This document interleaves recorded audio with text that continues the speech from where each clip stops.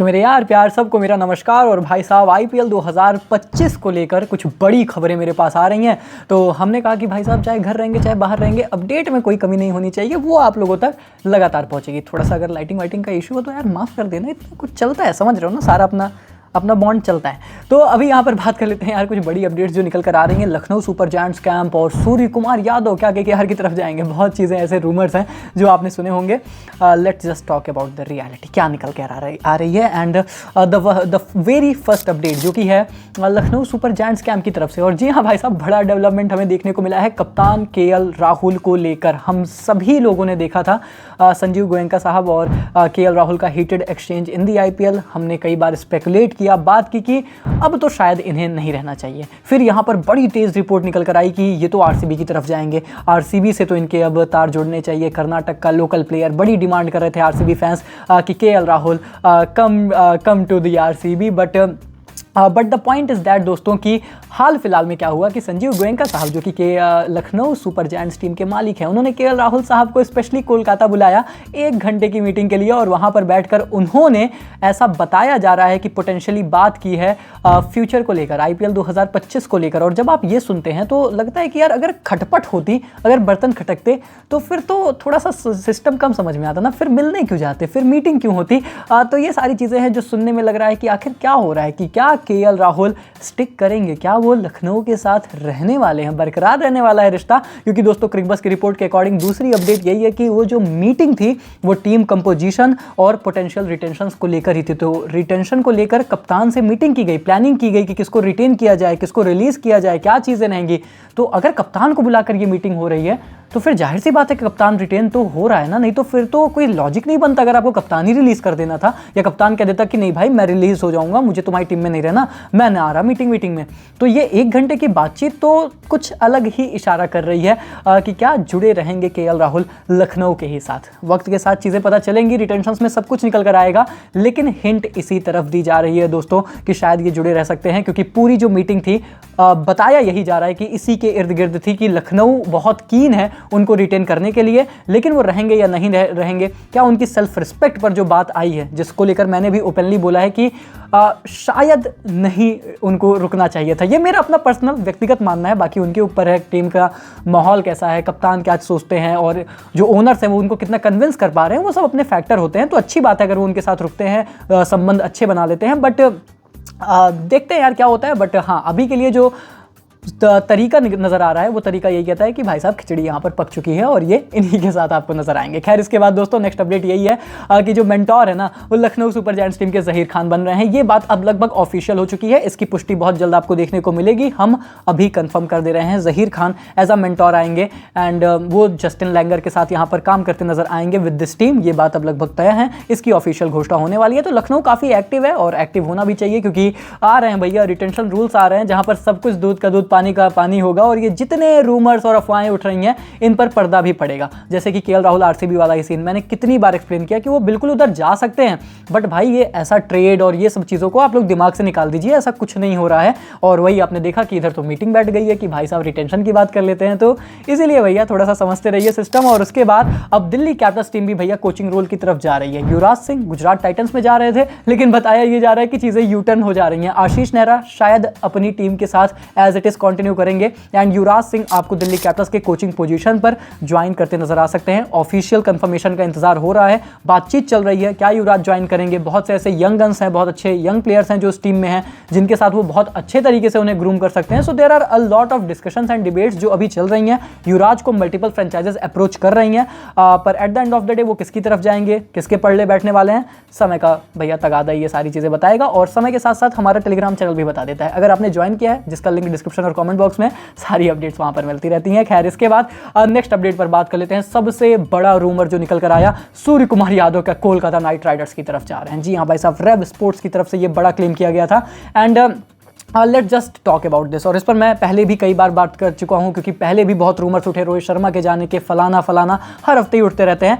मैंने आप लोगों को बहुत ही क्लियरली बताया कि सूर्य कुमार यादव 2022 मेगा ऑक्शन के पहले इस टीम के रिटेन्ड प्लेयर थे और रिटेन्ड प्लेयर को आप अभी तक एज पर रूल्स जो आज एग्जिस्ट करते हैं ट्रेड नहीं कर सकते। अब हो क्या सकता है, यहाँ पर जो ट्विस्ट हो सकता है वो ये है, नए नियम आने वाले हैं और इस नए नियम में ये डिमांड की गई थी भाई कि ये जो ट्रेड विंडो होती है ना, इसको हमेशा के लिए ओपन करो। वो थोड़ा सा फुटबॉल वाला कल्चर बना दो कि ये ट्रेड विंडो ऐसा नहीं होना चाहिए कि सर्टेन अमाउंट के लिए ओपन होती है, कभी भी कहीं भी ट्रेड हो सकता है, कुछ भी हो सकता है। और अगर वो नियम पारित हो जाता है, वो लागू हो जाता है, then there are potentially chances कि सूर्य कुमार यादव को केकेआर ने अप्रोच किया और वो उस पाले चले भी जाएं, क्योंकि उनसे पुराने संबंध है, अच्छे रिश्ते हैं और जीजी साहब से जुड़े हुए थे, तो थोड़ा सा शायद जीजी साहब का भी रोल हो, भले अब वो उस टीम से नहीं जुड़े हैं पर कहेंगे कि भाई जा, मैं देख लूंगा।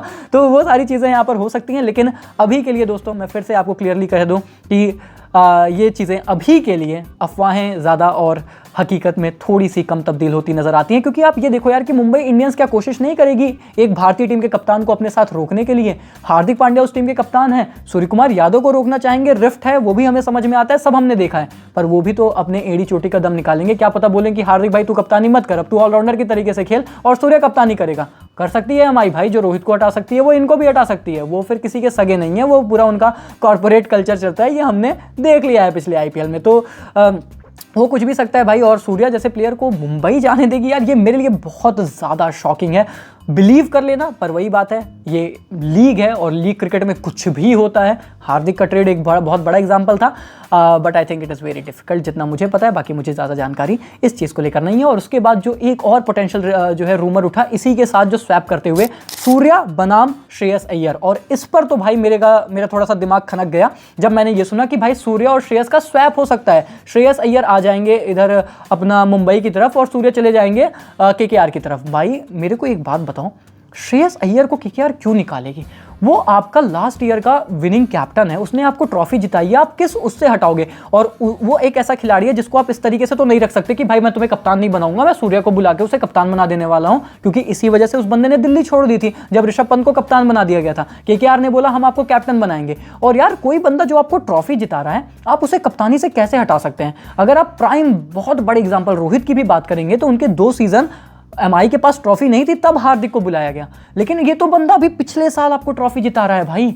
ये मेरे लिए बहुत ही शॉकिंग था, मुझे ये पर्सनली इम्पॉसिबल लगता है। और उससे भी ज़्यादा सुन लो, श्रेयस अगर एमआई में आएंगे तो एमआई को ज़रूरत क्या है भाई? 5 से 6 रिटेंशन मिलने वाली है, वो कोशिश करेंगे। हार्दिक, बुमराह, सूर्या में भी रोहित रिटेन हो रहा है नहीं हो रहा है, तिलक वर्मा, इन सबको रिटेन करेंगे। उनके नंबर 3-4 की पोजीशन तो वैसे भी बहुत ही डोमिनेटिंग प्लेयर से भरी हुई है, तो उनको तो वैसे भी ज़रूरत नहीं है ना भाई। ये तो ये हो सकता है कि हाँ मुंबई लॉबी भरनी है कि मुंबई का प्लेयर है श्रेयस, चलो आ जाएगा, वो एक अलग चीज़ है। मुझे पर्सनली इस चीज़ का कोई सेंस बनाता हुआ नहीं नज़र आ रहा है भाई, और ये आपको भी क्लियरली दिख रहा होगा। अभी तो रूल्स के अकॉर्डिंग भी ये इम्पॉसिबल ही नज़र आता है, और तो और जो लॉजिक है उसके अकॉर्डिंग भी कंप्लीटली इम्पॉसिबल नज़र आता है कि केकेआर में अगर सूर्या गया तो केकेआर का बहुत फायदा है, पर एमआई को क्या मिला? तो वही बात है कि रिफ्ट ही है, एकदम बवाल ही चल रहा है एमआई के अंदर। तो उसमें वो अनबन करके कि सूर्या लड़ लिया कि नहीं भाई मेरे को तुम्हारे साथ रहना ही नहीं है और मेरे को केकेआर ज्वाइन करनी है, जो कि श्रेयस को फिर श्रेयस तो छोड़ देगा, वो तो कंफर्म है भाई। वो ये थोड़ी बोलेगा कि तुम नया कप्तान ला रहे हो और मैं खेलूंगा, मैंने तुम्हें पिछले साल ट्रॉफी जिताई, उसका भी तो ईगो हर्ट होगा। तो श्रेयस भाई तो छोड़ ही देंगे। तो बहुत से रायते हैं जो यहाँ पर फैल सकते हैं यार इस चीज़ की वजह से, और अभी रूल्स के अकॉर्डिंग भी ये पॉसिबल नहीं है। अगर नए रूल्स जो आते हैं, मैं फिर से कह रहा हूं, नए रूल्स में अगर ये सारे बदलाव हो गए, ये ट्रेड विंडो वाला चीज़ें हो गई, ये सारी चीज़ें खुल गई, तब ये सारी चीज़ें पॉसिबिलिटी बनेंगी। अभी के लिए इनमें पॉसिबिलिटी कुछ नहीं है, क्योंकि अगर ऐसा होगा तो श्रेयस रिलीज होंगे और ऑक्शन में जाएंगे, और ऑक्शन में जाने के बाद आप कभी किसी प्लेयर पर क्लेम नहीं कर सकते कि ये प्लेयर हमारा होने वाला है। तो ऑक्शन डायनेमिक्स तो कोई जानता नहीं है, तो उसमें तो आप किसी प्लेयर पर क्लेम जताइए नहीं।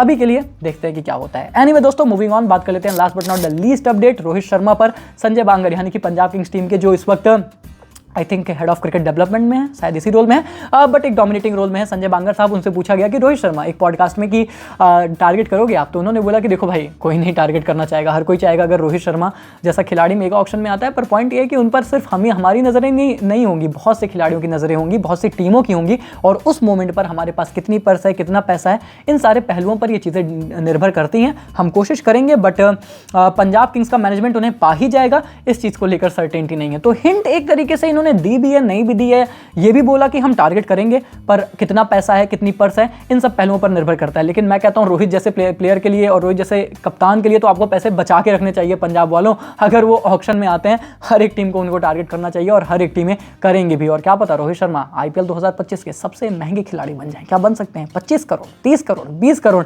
ये मेगा ऑक्शन है, यहाँ पर प्राइस बहुत ऊपर जाने वाला है क्योंकि पर्स भी तो बढ़ाई जा रही है।